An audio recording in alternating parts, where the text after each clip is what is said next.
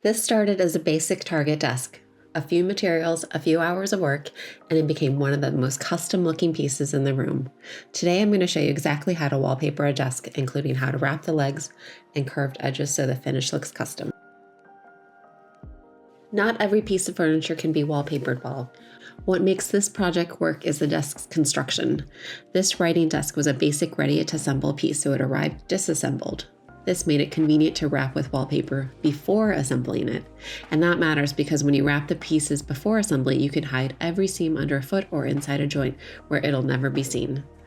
You'll also notice that the legs and basic shape of the desk are square.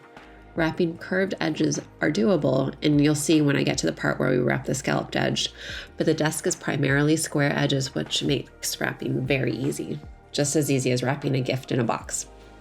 If you're considering a desk you already own, start by asking 2 questions. Can it be disassembled? And are the legs and major components mostly square? If the answer to both is yes, this project is surprisingly straightforward. The material list is short: desk, peel and stick wallpaper, an X-Acto knife, a wallpaper smoother, and a wallpaper roller. For the wallpaper, I use this faux grasscloth. The texture adds warmth and dimension to a simple flat silhouette. And practically, the woven pattern helps disguise seams, which is a significant advantage on a project like this. I started with the legs, cut a piece of wallpaper large enough to wrap fully around one leg with a little overlap.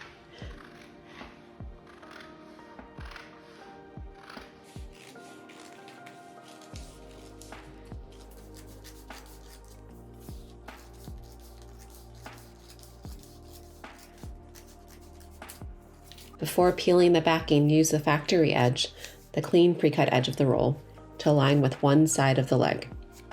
Dry fit the wallpaper around the leg, don't remove the paper backing yet, and press to create a crease where the paper meets the edge of the leg. That crease marks exactly where your seam will land. Slowly peel back a portion of backing using the creases you made as a guide. Do not peel the backing off the entire sheet.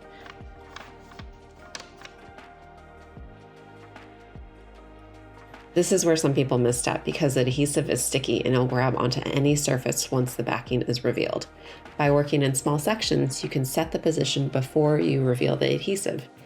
Work slowly and deliberately. Reveal a section aligned, smooth, then move to the next section.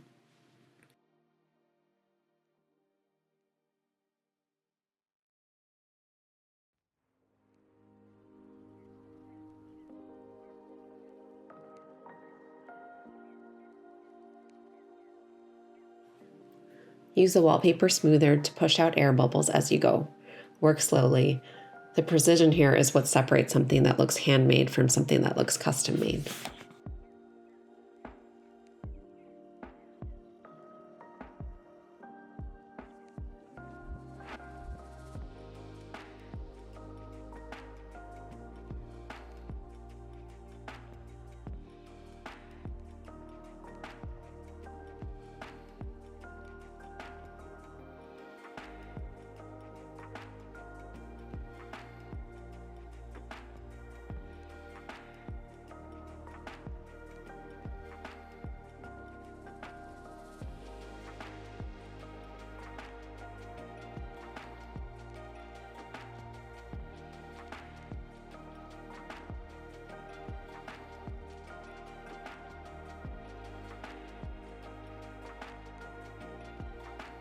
At the top of the leg, where the hardware connects, make small relief cuts around the screw hole so the wallpaper lies flat.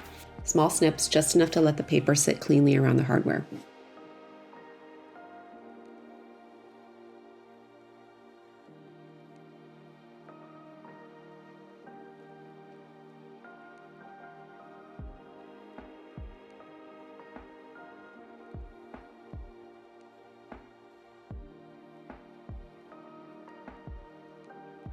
At the bottom, remove the foot before you wrap. Once the wallpaper is applied, fold the excess like you're wrapping a gift. Sides in, end down, and trim cleanly.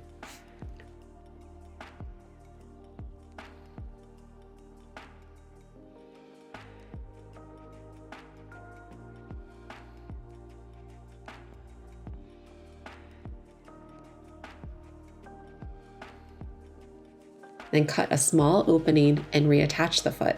The foot covers everything for a clean finish.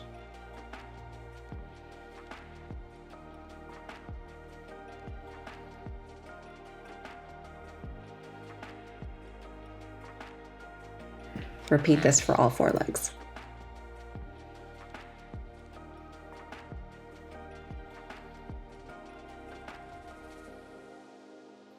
This is the hardest part, and it's actually not that hard. The scalloped curved edge. A single flat sheet of wallpaper can't wrap a curve without buckling. So instead, I cut eyelashes. That's not technical. That's not a technical term. I cut eyelashes, narrow strips about 1/3 to 1/2 inch wide.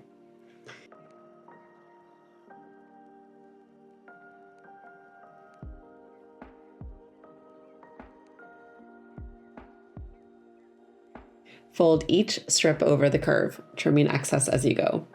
They won't look clean at this stage. That's okay. They're not meant to. They're the foundation.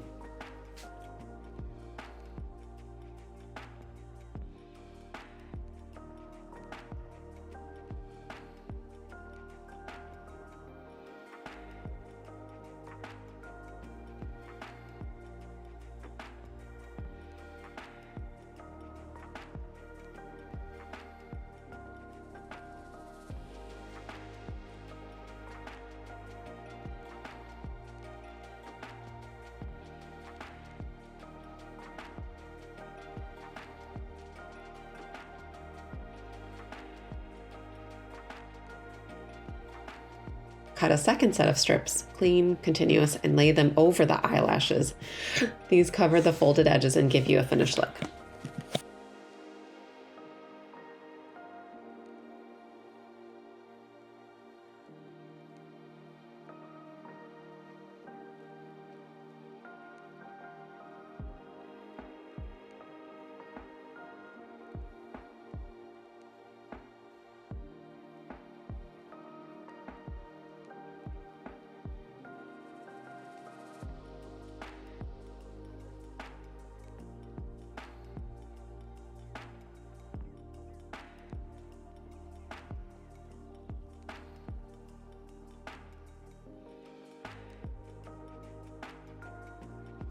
The desktop can also be wallpapered, but I chose to stain it. The contrast between grasscloth and stained wood allowed each element to have its own moment.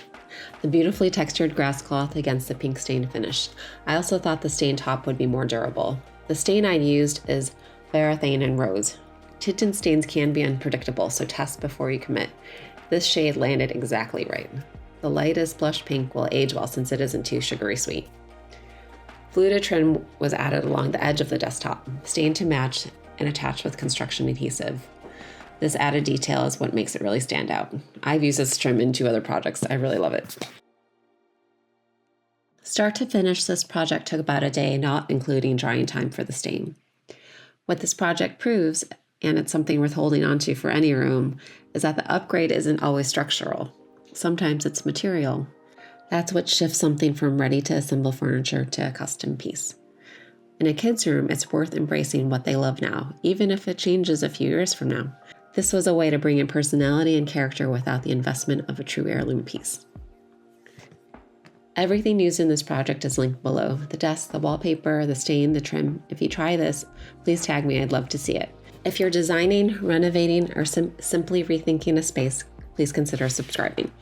I'm documenting our Brooklyn home room by room, sharing the decisions, sources, and lessons learned along the way. Thanks for watching.